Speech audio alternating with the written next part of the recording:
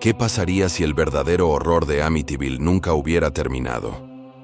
Quédate hasta el final, porque hoy descubrirás un suceso ocurrido durante el rodaje original de 1979, que dejó helado al propio equipo de filmación. Un acontecimiento tan extraño que hizo creer a muchos que el mal de aquella casa había cruzado la pantalla. Todo comenzó una fría noche del 13 de noviembre de 1974, en una casa colonial situada en el 112 de Ocean Avenue, en el pequeño pueblo de Amityville, Nueva York. A las 3:15 de la madrugada, Ronald DeFeo Jr. tomó un rifle calibre 35 y acabó con la vida de toda su familia mientras dormía. Sus padres, sus 2 hermanos y sus 2 hermanas. Nadie escuchó gritos. Lo más desconcertante fue que los vecinos juraron no haber oído ni un solo disparo. Durante el interrogatorio, DeFeo aseguró que una voz dentro de la casa le ordenó hacerlo. Fue condenado a cadena perpetua, pero su declaración marcaría el inicio de una de las historias más inquietantes de Estados Unidos. Un año después, la propiedad fue vendida a una nueva familia, George y Kathy Lutz, junto con sus 3 hijos. Desde la primera noche, el ambiente se volvió insoportable. Los muebles se movían, y cada madrugada, a la misma hora del crimen, las 3:15, el reloj de la cocina se detenía. Kathy comenzó a soñar con los sucesos de los DeFeo. George, por su parte, se obsesionó con mantener la chimenea encendida. Decía que si el fuego se apagaba, algo entraría desde el sótano. Una noche, mientras subía las escaleras, juró ver unos ojos rojos mirándolo desde la ventana del desván. Los describió como inhumanos, demasiado grandes para pertenecer a una persona. El fenómeno escaló rápido. En una ocasión, la hija menor, Missy, dijo haber hecho un nuevo amigo invisible llamado Jody. Según ella, era un cerdo enorme con ojos brillantes que le hablaba desde el tejado. Los Lutz resistieron apenas 28 días. Salieron de Amityville, dejando todo atrás. Con el paso del tiempo, la historia se convirtió en un imán para curiosos, periodistas y buscadores de lo oculto. Cada año, decenas de personas se acercaban hasta Ocean Avenue con la esperanza de ver algo moverse tras las ventanas. Algunos juraban haber visto luces encenderse en habitaciones vacías. Otros aseguraban oír el llanto de una mujer y pasos que se detenían justo al otro lado de la puerta principal.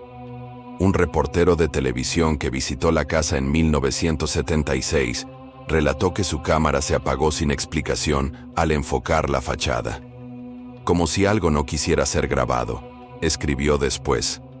Desde entonces, los medios comenzaron a tratar la casa como si tuviera conciencia propia, un lugar que respondía cuando alguien intentaba desafiarla. Los Lutz jamás volvieron, pero sus testimonios fueron consistentes hasta su muerte.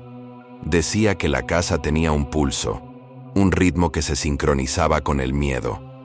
Cuando el aire empezaba a oler a hierro y a moho, contaba, sabías que iba a pasar algo. Kathy, en cambio, prefería no hablar del tema. Solo confesó una vez, ante un periodista, que en sueños aún escuchaba el eco de la puerta del sótano cerrándose sola. El número 112 de Ocean Avenue cambió de propietarios varias veces. Algunos intentaron borrar el pasado pintando la fachada, cambiando la forma de las ventanas, incluso modificando la dirección para despistar a los curiosos.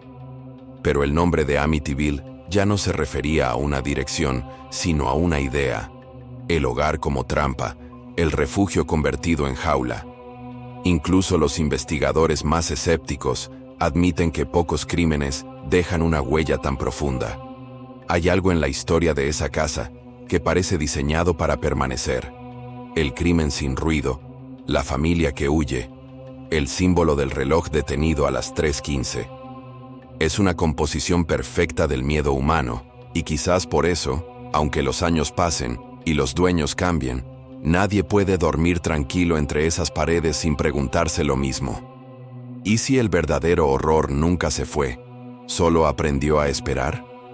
Cuando los Warren investigaron el caso, aseguraron que la casa estaba marcada por una presencia demoníaca. Lorraine, la medium, afirmó sentir una oscuridad que no venía del más allá, sino de lo que los humanos habían hecho allí. En su diario escribió: "No todos los demonios necesitan nombre. Algunos solo necesitan un lugar donde dormir". Años después, Hollywood tomó el expediente y lo convirtió en una franquicia legendaria. En 1979 se estrenó The Amityville Horror, dirigida por Stuart Rosenberg, basada en el libro de Jay Anson.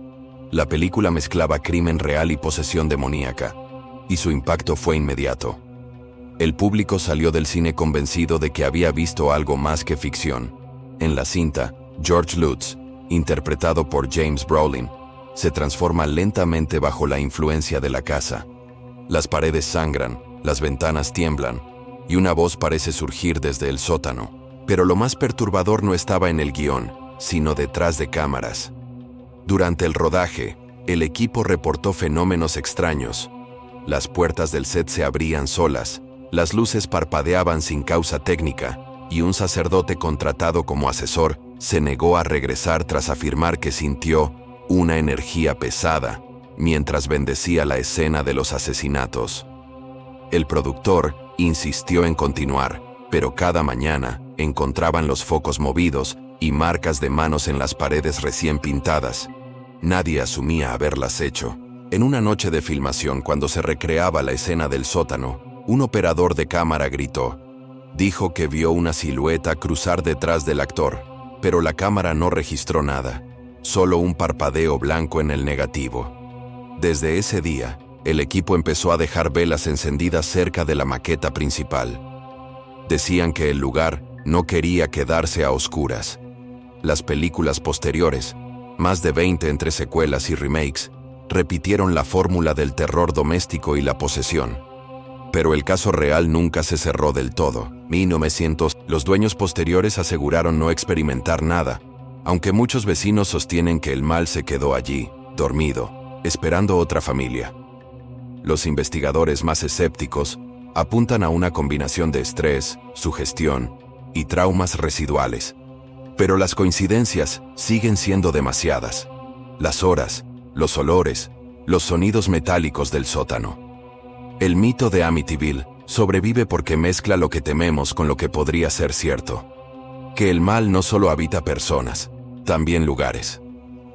Con el paso de los meses, el caso dejó de ser solo noticia para convertirse en fenómeno cultural. Revistas, noticieros y hasta programas religiosos intentaron dar una explicación.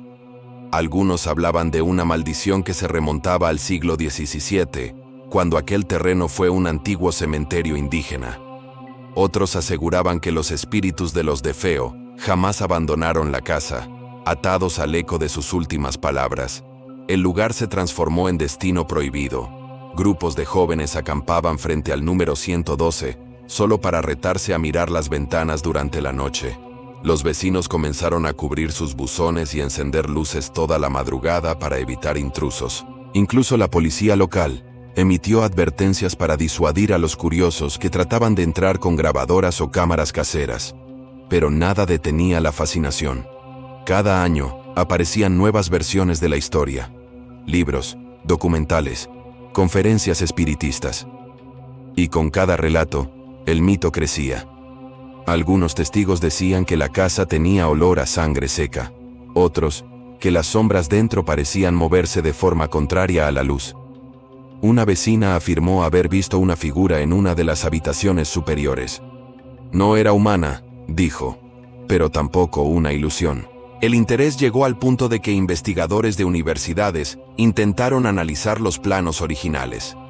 Descubrieron anomalías estructurales, paredes que no coincidían, espacios demasiado estrechos, conductos sellados. Nada sobrenatural, pero suficiente para alimentar la idea de que la casa fue construida con un error o con una intención. Un arquitecto local afirmó: es como si el diseño mismo quisiera atrapar lo que ocurre dentro. A medida que las películas multiplicaban su éxito, la línea entre realidad y ficción se desvaneció. Algunos espectadores comenzaron a soñar con la casa después de verla en el cine. Otros aseguraron que, al reproducir ciertas escenas, se escuchaban sonidos que no estaban en la grabación original. En más de una ocasión, estudios de televisión cancelaron entrevistas sobre el caso porque el audio se distorsionaba, justo cuando alguien pronunciaba el nombre Amityville. Para los creyentes, todo esto era prueba de que el mal de aquella casa no se quedó en las paredes, sino que se extendió en cada copia de película, en cada palabra escrita sobre ella. Un contagio cultural, invisible y persistente. Con los años, el mito se volvió una advertencia. La idea de que un lugar puede absorber la violencia humana y devolverla multiplicada. Que una casa puede conservar los ecos de quienes murieron dentro y repetirlos como una melodía rota. Y quizá esa es la razón por la que, aún hoy, cuando se menciona Amityville, no pensamos en una ciudad de Nueva York, sino en el mal encarnado en una dirección imposible de olvidar.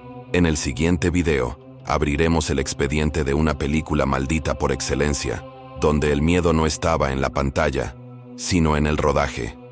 Poltergeist, la saga que convirtió un plató en cementerio. Ahora escucha esto. Durante el rodaje de The Amityville Horror en 1979, los actores y técnicos afirmaron que el set estaba vivo. El carpintero jefe encontró los clavos doblados en forma de cruz. Un operador sufrió un desmayo en el mismo punto donde, según el guión, se abría el portal al infierno. Y una mañana, al llegar al estudio, el director encontró la cámara principal encendida, grabando sola, enfocando la puerta del sótano. En el metraje solo se oía un zumbido bajo y una respiración. Si quieres seguir explorando los archivos más oscuros del cine y los casos reales que los inspiraron, arriba a la derecha encontrarás la playlist terrorífica del canal Super 8 Maldito, donde cada historia se adentra un poco más en la oscuridad.